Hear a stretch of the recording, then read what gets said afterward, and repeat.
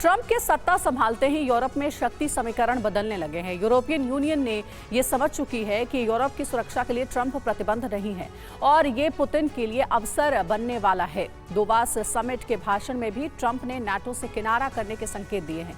इसके साथ ही European union ने वॉर अलार्म बजा दिया है। ईयू विदेश विभाग की प्रमुख ने कहा है कि अब संगठन के 27 देशों को जंग के लिए तैयार रहना होगा। देखिए कैसे ट्रंप की नीतियों से पुतिन को फायदा हो रहा है और यूरोप कैसे संकट में घिरता जा रहा है।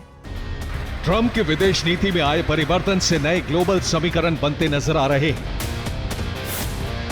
ठीक वैसा ही हो रहा है जैसा पुतिन ने दिसंबर में कहा था। जिस प्रतिबद्धता के साथ अमेरिका यूक्रेन और यूरोपियन यूनियन के साथ खड़ा था, उसमें कमी आती दिख रही है। अमेरिका के बरसों पुराने सहयोगी देशों के मन में आशंकाएं उपज चुकी हैं कि संकट के समय में ट्रंप साथ नहीं देने वाले। UEM जयपुर एक आदर्श लक्ष्य है। भावी छात्रों के लिए अच्छी नौकरी, भविष्य के लिए तैयार कौशल के साथ अच्छी शिक्षा।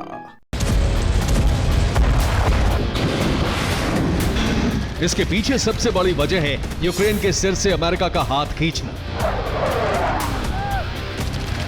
फिलहाल ट्रंप की सबसे बड़ी प्राथमिकता युद्ध विराम कराना है।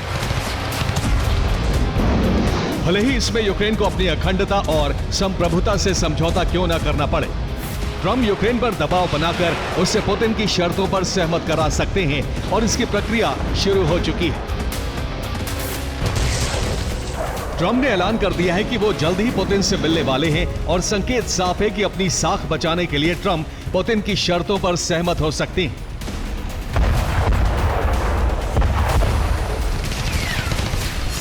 ट्रंप के दबाव के चलते यूक्रेन को जमीन गंवानी पड़ सकती है। इसके साथ ही यूक्रेन की सैन्य शक्ति घटाई जा सकती है। यूक्रेन शर्तों पर सहमत नहीं हुआ तो अमेरिका नेटो से मदद मिलनी बंद हो सकती है। युद्ध विराम के खिलाफ यूरोपियन यूनियन के देश अमेरिका के खिलाफ खड़े हो सकते हैं। ईयू के साथ रूस का टकराव हुआ तो युद्ध विस्तार हो सकता है। ऐसी स्थिति में नेटो में दरार आ सकती है।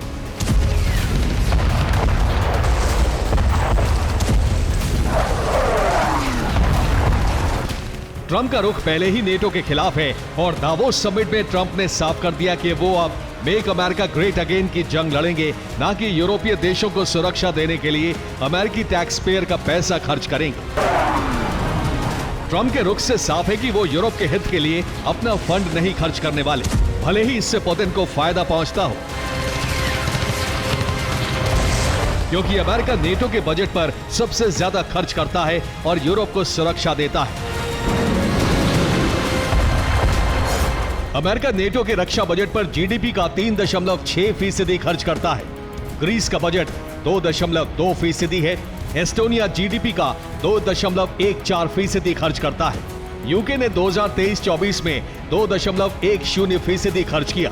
पोलैंड ने 2% नेटो बजट पर खर्च किया है, जबकि फ्रांस 1.8% और जर्मनी 1.2% खर्च कर रहे हैं और बाकी देश 1% से भी कम नेटो डिफेंस बजट पर खर्च कर रहे हैं।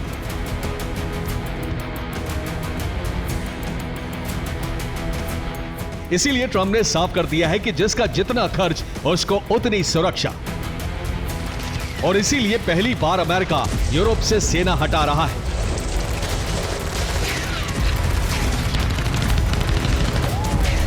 ट्रंप प्रशासन यूरोप से 20% सेना हटाने जा रहा है। यूरोप में अभी यूएस के 64,000 सैनिक तैनात हैं। अमेरिका 12,800 सैनिकों को वापस बुलाएगा।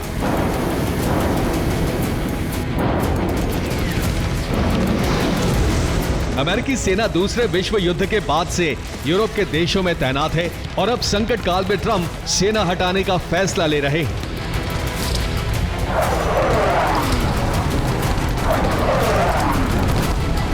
यूरोप में अमेरिका के कुल 64,000 सैनिक हैं। हम यूरोप के वो देश दिखा रहे हैं आपको जहां अमेरिका के ज्यादा सैनिक तैनात हैं। इनमें सबसे पहले है जर्मनी, जहां 35,000 सैनिक तैनात हैं। इसके बाद है इटली, जहां 12,500 सैनिक हैं। यूनाइटेड किंगडम में अमेरिका के 10,058 सैनिक हैं। स्पेन में यह आंकड़ा 3,292 है।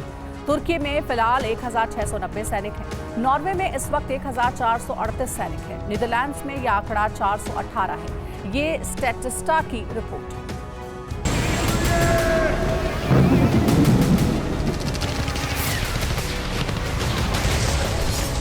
अमेरिकी राष्ट्रपति उस वक्त सेना हटा रहे हैं जब यूरोप रूस को अपनी अखंडता के लिए सबसे बड़ा खतरा मान रहा है।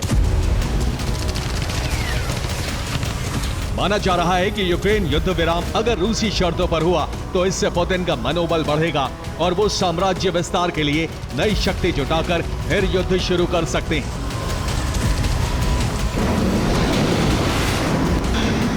अगली बार उनका निशाना कोई नेटो या यूरोपियन यूनियन का देश बन सकता है। इसीलिए यूरोपियन यूनियन ने अपने दम पर जंग की तैयारी कर ली है।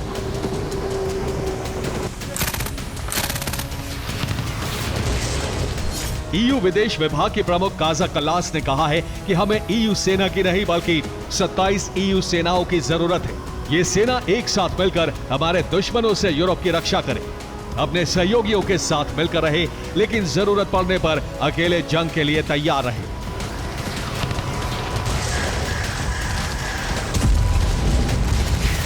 काजा कल्लास ने अमेरिका की तरफ इशारा किया है कि अगर भविष्य में ट्रंप साथ नहीं देते तो आत्मरक्षा के लिए अकेले जंग लड़ने को तैयार रहना होगा।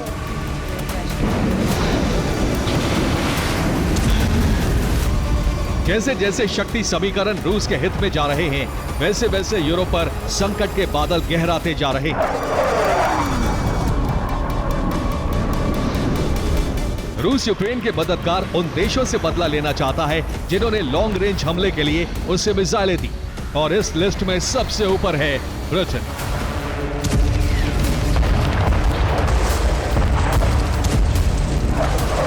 यूके और यूक्रेन के बीच 100 साल के सामरिक समझौते के बाद रूस भड़का हुआ है और पुतिन के करीबी पत्रकार व्लादिमीर सोलोव्योव ने लंदन पर हमले की धमकी दी।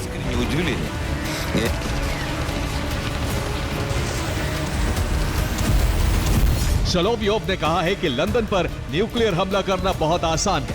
यह पुतिन के लिए आतिशबाजी चलाने जैसा काम होगा, जिसे लंदन चाहकर भी नहीं रोक पाएगा।